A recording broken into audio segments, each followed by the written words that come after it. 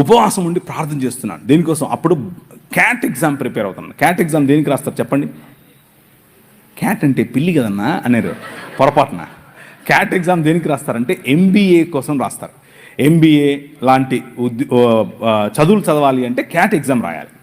Cat GRE cat exam కోసం prepare అవుతున్నాను. Prepare అవుతూ ఉంటే వెళ్ళి ఒకరోజు ప్రార్థన చేస్తూ ఉంటే ప్రభు నాకు ఒక దర్శనం ఇచ్చాడు.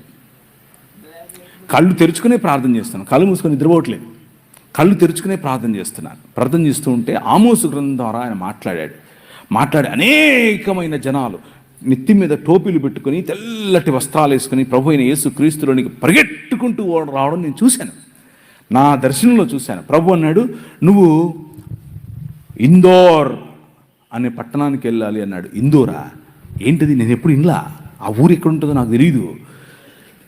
మ్యాప్లో ఎతికా, ఇందోర్ అనేది మధ్యప్రదేశ్లో ఉందని తెలిసింది. వెళ్ళిపోయా రాత్రికి రాత్రి. ఒక బ్యాగ్ తీసుకుని దాంట్లో 2 సొక్కాలు 2 ప్యాంట్లు వేసుకుని వెళ్ళిపోయా. ఏమో ఎచ్చులుగా వెళ్ళిపోయా. అక్కడ చూసి చలి, అక్కడికి వెళ్ళిపోతే రైల్వే స్టేషన్లోనే ఉండాల్సి వచ్చింది. నాకు ఎవరు తెలియదు అక్కడ. 3 రోజులు 3 రాత్రుళ్ళు రైల్వే స్టేషన్లోనే ఉన్నాను. రైల్వే స్టేషన్లోనే ఉండి సువార్త పరిచర్య చేస్తూ ఉంటే మోకాళ్ళ మీద ప్రార్థన చేశాను. ప్రభా ఏంటి, తుమ్ జాతా హై మై ఆతా హై, ఇంతే వచ్చు, నాకు అంతమించే రాదు. జాతా హై ఆతా హై ఇంతే వచ్చు. ప్రభువా ఏంటి ప్రభువా, నాకు ఈ భాష రావట్లేదు, నేను ఏం చెప్పాలి అని అంటే అనర్గళంగా మాట్లాడటానికి హిందీ ఇచ్చాడు. దేవునికి స్తోత్రం కలుగును గాక. అనర్గళంగా, మామూలుగా కాదు. ఒక్క నెలలోనే టీవీలో మాట్లాడాను. ఎలా? హిందీలో మాట్లాడాను. నేనేం నేర్చుకోలా, ఏ స్కూల్కి వెళ్ళలా, ఏ గ్రామర్ చదవలా. కానీ వాళ్ళు నన్ను సౌత్ ఇండియన్ అనుకోరు. ఎందుకు అనంటే నేను మాట్లాడే హిందీ అంత శుద్ధంగా ఉండేట్లుగా మాట్లాడాను ఆ రోజుల్లో, ఒక్క నెలలో. కారణం ఏంటి అని అంటే ద పవర్ ఆఫ్ గాడ్.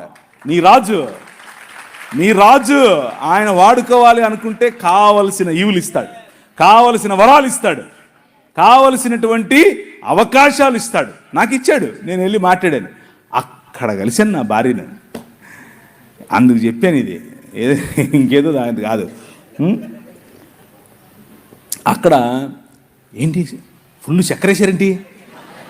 నేను చక్కెర తాగను అని. ఓకే.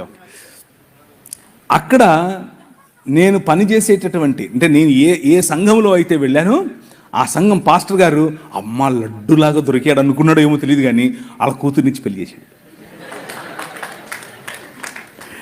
నిజంగానే ఆయనకు నేను లడ్డుగా దొరికానో లేదో తెలియదు, కానీ నాకు మాత్రం నా భార్య లడ్డుగానే దొరికింది.